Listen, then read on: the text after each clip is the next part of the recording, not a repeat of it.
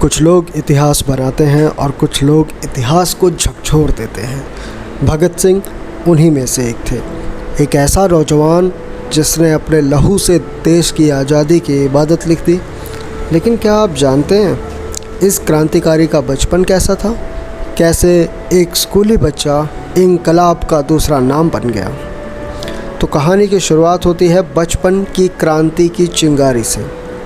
भगत सिंह का जन्म 28 सितंबर 1907 को पंजाब के लायलपुर ज़िले में, जो कि अब पाकिस्तान के फैसलाबाद का हिस्सा है, के बंगा गांव में हुआ था। जिस दिन उनका जन्म हुआ उनके पिता और चाचा जेल में थे। आज़ादी की लड़ाई उनके खून में रची बसी थी। भगत सिंह ने अपने इन्हीं नन्हे कदमों से खेतों में काम करते हुए अंग्रेज़ों की गुलामी की दास्तां सुनी थी। बहुत कम उम्र से ही भगत सिंह ने किताबों से दोस्ती कर ली। सिर्फ 12 साल की उम्र में जलियांवाला बाग हत्याकांड ने उन्हें अंदर तक झकझोर दिया।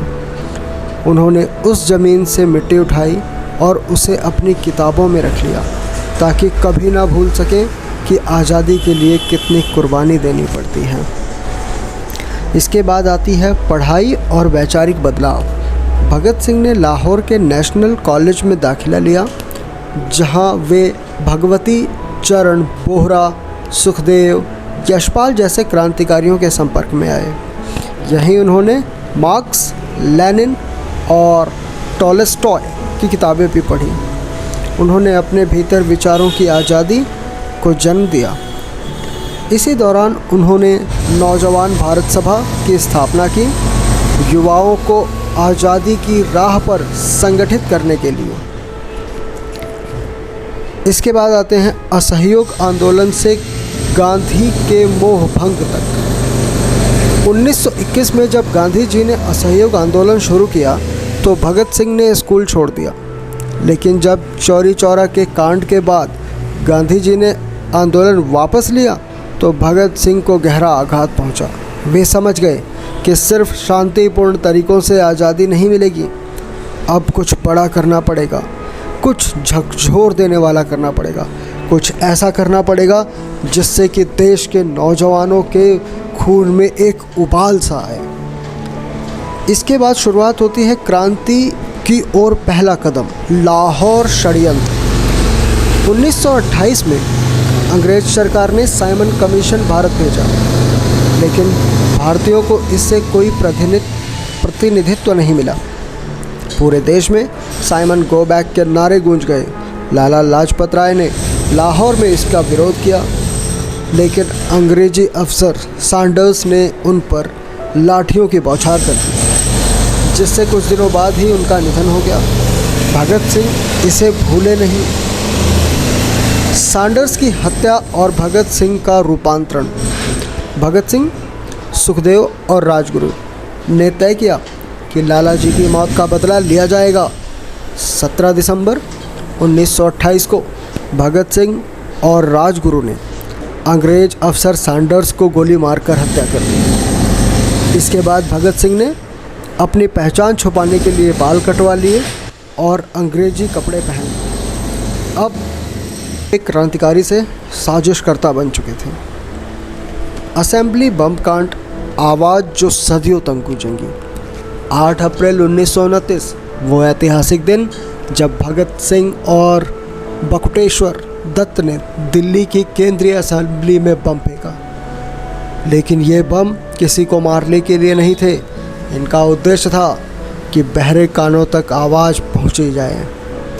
बम के बाद भगत सिंह ने भागने की जगह गिरफ्तारी दी और इंकलाब जिंदाबाद का नारा लगाते हुए गिरफ्तार हो गए। जेल में संघर्ष और भूख हड़ताल। जेल में भगत सिंह ने देखा कि अंग्रेज भारतीय कैदियों का अमानवीय व्यवहार करते हैं। इससे विरोध में उनके साथियों ने 64 दिन तक भूख हड़ताल की। उनका एक ही मकसद था, हम कैदी नहीं, राजनीतिक कैदी हैं, हमें सम्मान चाहिए।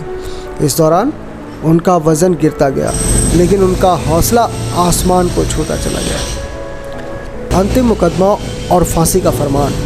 सैंडर्स हत्याकांड का मुकदमा चला।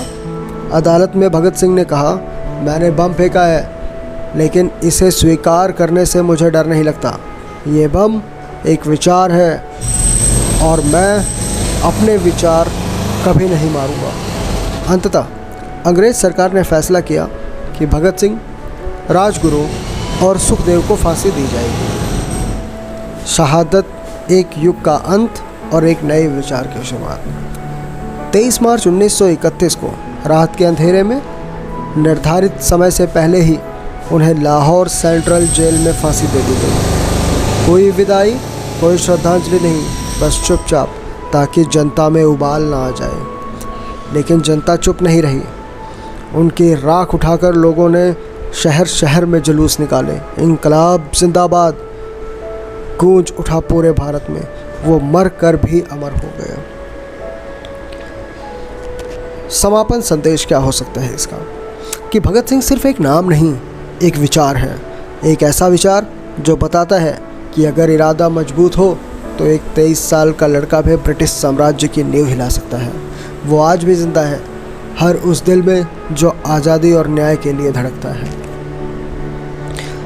यदि आपको ये कहानी पसंद आती है, यदि ये कहानी आपके दिल को छू जाती है, तो अपने बच्चों को भगत सिंह के बारे में ज़रूर बताइए, ताकि अगली पीढ़ी सिर्फ आज़ादी ही नहीं, जागरूक भी हो सके। तो ये थी भगत सिंह की कुछ ऐसी कहानी जिसे धीरे धीरे लोग भूल रहे हैं। ऐसी ही ज़ोरदार और धमाकेदार कहानियों के लिए हमारे साथ बने रहने के लिए चैनल को सब्सक्राइब